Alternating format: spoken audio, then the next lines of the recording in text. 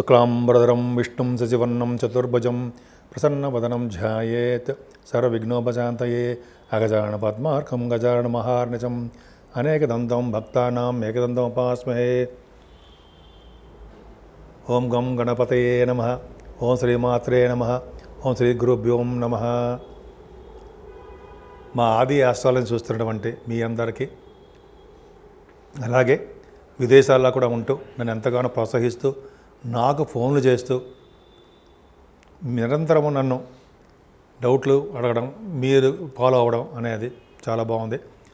మీ అందరికీ పేరు పేరున నా హృదయపూర్వక నమస్కారాలు. అలాగే మా ఆది ఆస్ట్రాలజీ తరపు నుంచి నేను మీ వాడ్రేవాది నేను చెప్తున్నాను. నేను వాడ్రేవాది, నేను ఆది ఆస్ట్రాలజీ నుంచి మాట్లాడుతున్నా. సో ఈ మన జాతకాల గురించి చెప్పుకుందామండి. ఇప్పుడు మనం కుజుడు గురించి చెప్పుకుందాం, వక్రగతిలో కుజుడు గురించి చెప్పుకుందాం. చెప్పుకునే ముందర ఏంటంటే, మీ జాతకాలు చూపించుకోవాలన్నా, లేదా పెళ్లి సంబంధాలు ఉంటాయి, కొంతమంది మ్యాచెస్ ఉంటాయి కదండి, మ్యాచింగ్ అది కావాలన్నా తప్పకుండా మేము చెప్తాము. ముందర అన్నిటికన్నా ముఖ్యం ఏంటంటే మీ date of birth, time of birth. అంటే టైమ్ ఆఫ్ బర్త్ అంటే మీరు ఎప్పుడు పుట్టారు, మీ ఏ సంవత్సరంలో పుట్టారో అలా ఆ date of birth, time of birth, place, main important place కూడా అండి. ఆ ప్లేస్ ఆఫ్ బర్త్ కూడా ఉంటే చక్కటి ఫలితాలు వస్తాయి. మీరు ఉద్యోగం కానీ, లేకపోతే వివాహం అవ్వాలన్నా, లేకపోతే ఎప్పుడు ఉద్యోగం వస్తుందని కానీ, ఎప్పుడు వివాహం అవుతుంది, అదే శుభకార్యాలు ఎప్పుడు చేస్తాము, మా ఆదేశాల తరపున నేనే చెప్తూ ఉంటానండి ఎక్కువగాను. ముఖ్యంగా మీరు ఫోన్ చేసినప్పుడు నేను ఫోన్ ఎంగేజ్లో ఉన్నా, నేను షూటింగ్స్లో ఉన్నప్పుడు కొద్దిగా ఫోన్ ఆఫ్ చేస్తూ ఉంటాను. వాటిలో ఉన్నా మీరు ఏమనుకోవద్దు. మీరు జనరల్గా మెసేజ్లు పెట్టండి. మెసేజ్లు పెడితే వాట్సాప్లో నేను తప్పకుండా చూస్తాను. మళ్ళీ నేను ఇమ్మీడియట్గా రెస్పాండ్ అవుతాను. మీకు ఫోన్ చేసి మరి మీకు ఏం కావాలి, మీరు ఏం కావాలనుకుంటున్నారో, మీరు ఏం తెలుసుకోవాలనుకుంటున్నారు అనేది డిస్క్రిప్షన్లో మీరు రాస్తే నాకు అర్థమైపోతుంది. సో ఈ విధంగా మనం జాతకాల్లో చూసుకోవచ్చండి. మెయిన్ ఇప్పుడు ఏంటంటే మనం తెలుసుకోవాల్సింది కుజుడు యొక్క వక్రగతి అండి. వక్రగతిలో ఉన్న కుజుడికి బలవంతుడు అవుతాడు. అసలు ఏంటి, ఎలా ఉంటుంది అంటే, మనకి డిసెంబర్ 7వ తారీఖు 2024 ఈ సంవత్సరం నుంచి వచ్చే సంవత్సరం వచ్చే సంవత్సరం 20వ తారీఖు జనవరి 2025 ఈ 45 రోజులు ఉంటాడండి. ఈ 45 రోజులు కూడా కర్కాటక రాశిలో కుజుడు వక్రగతిలో ఉంటున్నాడు. వక్రగతిలో ఉన్నాడంటే ఇంతకుముందు నీచ స్థితిలో ఉన్నాడు, ఇప్పుడు వక్రగతిలో విపరీతమైన బలవంతుడుగా ఉంటాడు. కొన్ని రాశుల వాళ్ళకి దోషాలు ఆపాదిస్తాడు, కొన్ని రాశుల వాళ్ళకి విశేషమైన యోగాలు కూడా కలిగిస్తూ ఉంటాడు. సో ఈ 12 రాశుల వాళ్ళకి కుజుడు యొక్క ప్రభావం ఎలా ఉండబోతోంది, 12 రాశుల మీద ఎలా ఉండబోతుంది, 12 రాశుల వాళ్ళకి ఎలా ఉండబోతోంది మనం తెలుసుకుందాం. అంతకంటే రండి, మీకు జరుగుతున్న దశలు అనేది చాలా ఇంపార్టెంట్. ఆ దశల ప్రకారమే మెయిన్ జరుగుతుంది. ఈ కుజుడు వక్రించకపోయినా, దిగ్బలత్వం ఉన్నా ఏమవుతుందంటే ఆ ఫలితాలు ఉంటాయి. కానీ మన రిఫ్లెక్షన్, మనకు జరుగుతున్న దశలు, మనకి జరుగుతున్నటువంటి దశలు, అలాగే మనకు జరుగుతున్నటువంటి గోచార ప్రకారం ఎలా ఉంటుంది, ఈ రెండు యొక్క కాంబినేషన్ ప్రకారం మనం చూసుకుంటాం. అప్పుడే చూస్తాం. మెయిన్ దశల మీద ఆధారపడి ఉంటుందండి మనకి ఏ దశ జరుగుతుంది అవన్నీ కూడా. సో ఇవన్నీ కూడా మెయిన్ ఇంపార్టెంట్ చూసుకోవాలి. కుజుడు అనేవాడు బలవంతుడు అవుతున్నాడు. 45 రోజుల పాటు అక్కడ దిగ్బలత్వంలో దిగ్బలత్వం కాదు కానీ అక్కడ ఉండిపోయాడు, కర్కాటక రాశిలో ఉండిపోయాడు. సో ఈ రాశిలో ఉండిపోవడం వల్ల ఎలా ఉంటుంది, దేశానికి ఎలా ఉంటుంది, మన రాష్ట్రానికి ఎలా ఉంటుంది, మన మీద ప్రభావం మెయిన్ మన మీదేనండి. రాష్ట్రం గురించి, దేశం గురించి మనకి అంత వద్దు. మన మీద ఎలా ఉండబోతుందో ఇప్పుడు మనం తెలుసుకుందాం. 12 రాశుల వాళ్ళకి ఎలా ఉండబోతుందో ఇప్పుడు తెలుసుకుందాము. ఇప్పుడు మనం మీనరాశి గురించి చెప్పుకుందామండి. మీనరాశి వాళ్ళకి చెప్పాలా, అద్భుతం కదండి. ఎందుకంటే సెకండ్ హౌస్ లార్డ్ ఎక్కడికి వెళ్ళిపోయాడండి, పంచమస్థానం లేడు. అంటే ఏంటంటే రెండో ఇంటి వాడు బలంగా కుజుడు సుబ్రహ్మణ్యేశ్వర స్వామి బలంగా ఉన్నాడంటే ధనానికి లోటు ఉండదు, ఫుడ్కు లోటు ఉండదు, వస్త్రాలకు లోటు ఉండదు, చదువు విషయంలో లోటు ఉండదు. అంతేకాకుండా కుటుంబ వ్యవహారాలు కూడా లోటు ఉండదు. వాళ్ళు బాగా డెవలప్ చేయబోతూ ఉంటారు. అంటే మీరు బాగా పాటలు పాడేవాళ్ళం కొంటే బాగా సక్సెస్ అవుతారు. కుటుంబ వ్యవస్థ చాలా చాలా బాగుంది. ఆర్థికంగా నిలదొక్కుని డెవలప్ అవుతారు. మీ జాతకాల నుంచి ఆధారపడి ఉంటుంది. ఏ ఒక్కరిని ఉద్దేశం చెప్తుంది మాత్రం కాదు. సరే, ఆయన ఎక్కడ ఉన్నాడు, పంచమస్థానంలో ఉన్నాడు సుబ్రహ్మణ్యుడు. కుజుడు అంటే ఏంటి, ఆ భావన వృద్ధి చేయాలి కదా. మీ కుజుడు మంచివాడే కదా, మీకు సెకండ్ హౌస్ లార్డ్ అయ్యాడు, మంచివాడు కుజుడు. పంచమస్థానంలో ఉన్నాడు కాబట్టి పుత్ర సంతాన యోగం కలగడానికి అవకాశాలు ఇస్తాడు. పుత్ర సంతాన యోగము, పుత్రిక సంతాన యోగము, సంతానం వలన ఇబ్బంది కలగదు. పంచమస్థానంలో కుజుడున్నాడంటే సంతానం పుట్టడంలో లేట్ అవుతుంది అంటాం కదా, ఇక్కడ అలా కాదు. ఇక్కడ వచ్చేసేది ఉన్నాడు కాబట్టి ఇంతకుముందు లేట్ అయ్యేదేమో అక్టోబర్ నుంచి డిసెంబర్ 6వ తారీఖు వరకు. ఇప్పుడు నుంచి ఏమవుతుందంటే సంతానం వలన మంచి ప్రగతి ఉంటుందండి. అది వేరే విషయము. అసలు స్పోర్ట్స్ బాగా రాణిస్తారు మీరు. అంటే సపోజ్ గోల్డ్ మెడల్స్ అంటాం కదా, ఆ మెడల్స్ సాధించడము, ధనము, కీర్తి ప్రదేశాలు సంపాదించడం పర్ఫెక్ట్గా ఉంటుంది. నేనే సోది కొడుతున్నట్టు కాదండి, నిజంగా జరిగేది చెప్తున్నా. పైగా కుజుడు పంచమస్థానంలో అంటే ఈ సాఫ్ట్వేర్ కాదు కానీ కుజుడు కారకత్వంలో ఉన్నటువంటి ఉద్యోగాలు భద్రత బాగుంటుంది. ముఖ్యంగా పంచమస్థానం బాగుందంటే సినిమా రంగం పరిశ్రమల వాళ్ళకి కూడా చాలా బాగుంటుందండి. ఎందుకంటే కుజుడు పంచమస్థానం కూడా సినిమా రంగం, ముఖ్యంగా రాజకీయ రంగం, ఉన్నతమైన పదవులు వస్తాయి. ఎందుకంటే కుజుడు పంచమ భావంలో ఉంటే ఉన్నత పంచమ భావంలో ఉన్న ఎక్కడ ఉన్నా పంచమ భావం దేనికి ఇండికేషను? ఉన్నతమైన పదవులు రావడానికి. గవర్నమెంట్ జనరల్గా పదవులు, రాజకీయ రంగంలో పదవులు రావడానికి, మంత్రి పదవులు రావడానికి, మంత్రాలు సిద్ధించడానికి కుజుడు కారకుడు అవుతాడు కదా. గాయత్రి మంత్రం అంటాం కదా, అది సిద్ధిస్తాయన్నమాట. అలాగే మీరు ఎలా మాట్లాడాలో వాగ్దాటి మాట నేర్పడతనము మీకు బాగా వచ్చు. పంచమస్థానంలో కుజుడు ఉన్నాడంటే షేర్ మార్కెట్లో మీరే షేర్ అంటే అర్థం ఏంటంటే, షేర్ మార్కెట్లో అంటే స్టాక్ అండ్ షేర్స్ స్పెక్యులేషన్ అంటారు సరా. షేర్ అంటే సింహం అనమాట. అంటే ఏంటి, మీరు ఎప్పుడు వెనక్కి తగ్గరు. అంటే నేను ప్రోత్సహించిన ఆడండి అని చెప్పి ఆడండి మహానుభావ అని అన్నాం. ఆల్రెడీ షేర్ మార్కెట్లో స్టాక్ మార్కెట్లో ఉన్న వాళ్ళకి కుజుడు కారకత్వం బాగున్నాడు కాబట్టి ఇంతకుముందు లాసులు వచ్చాయి, ఇప్పటి నుంచి లాసులన్నీ రికవర్ అయిపోయి ఖచ్చితంగా సక్సెస్ అవుతారు. అందులో సందేహం లేదు. కుజుడు స్ట్రాంగ్గా ఉన్నాడు కదా.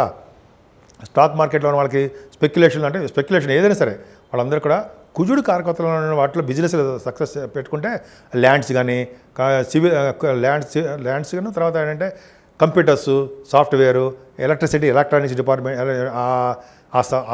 వాటి మీద, ఆ బిజినెస్ల మీద, ఇట్లా కుజుడు కారకత్వంలో బిజినెస్ మీద ఇన్వెస్ట్ చేసుకుంటూ ఉంటే ఫార్మా రంగం అంటాం కదా, నాకు తక్కువ తెలుసు అనుకోండి, ఇవన్నీ కూడా చేస్తే బ్రహ్మాండంగా ఉంటుంది. అంతేనా, అష్టమస్థానం కూడా చూస్తాడు.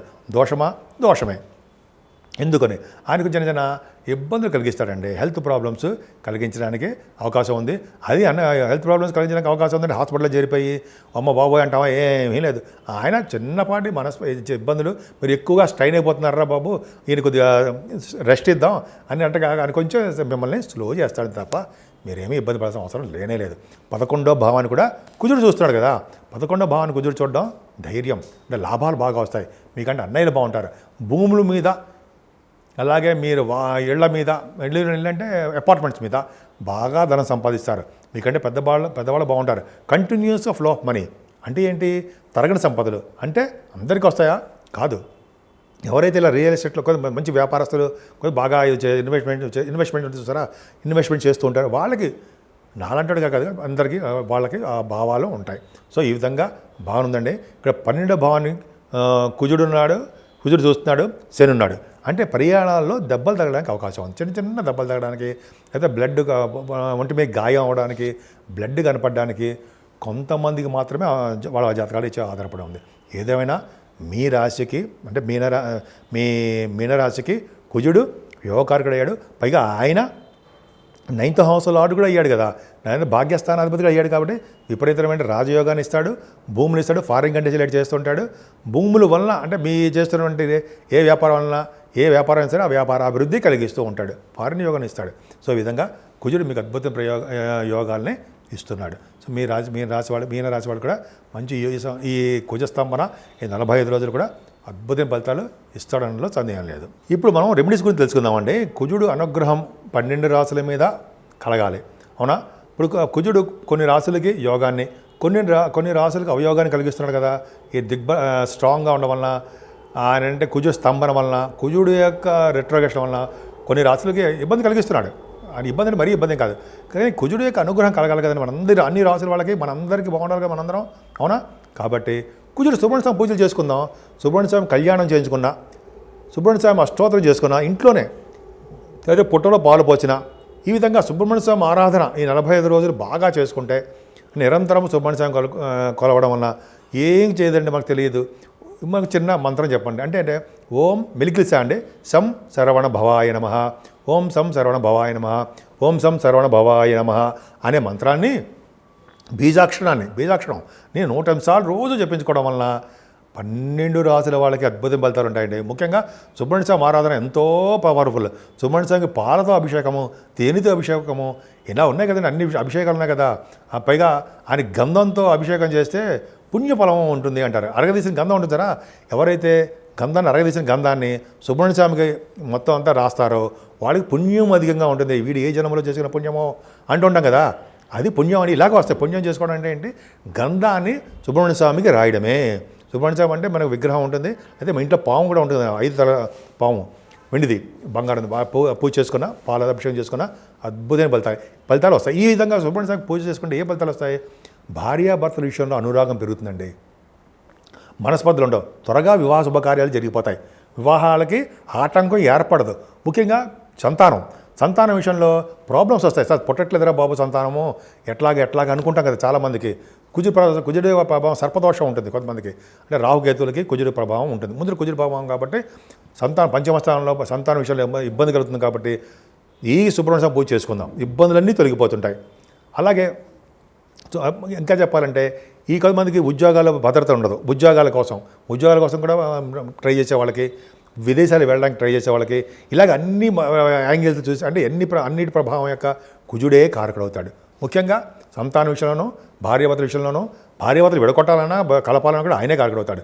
పైగా ఇంకా చెప్పండి వివాహ శుభకార్యాల్లోనూ అనేక రకాలుగా యాక్సిడెంట్స్ కాకుండా ఆయన మరి రోడ్డు ప్రమాదాలు కలగడానికి, యాక్సిడెంట్ కలగడానికి, బోన్స్ తిరగడానికి, రక్తం కారడానికి, ఇవన్నీ కారకుడు ఆయనే కదా.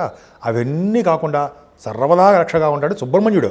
కాబట్టి సుబ్రహ్మణ్య స్వామి ఆరాధన ఎంత చేసుకుంటే అంత అద్భుతమైన ఫలితాలు ఇస్తారండి. కుజస్తంభం కాబట్టి చెడు ఫలితాలు ఎక్కువ, అంటే ఆయన బాగా రిట్రగేషన్లో ఉన్నాడు కాబట్టి ప్రాబ్లమ్స్ క్రియేట్ అవుతుంది. మనకేం చేయడు, మన రాష్ట్రానికో వేరే రాష్ట్రాలకు చిన్న చిన్న మనస్పర్ధలు వ్యవసాయం వస్తుంటాయి, అది పక్క పెడదాం.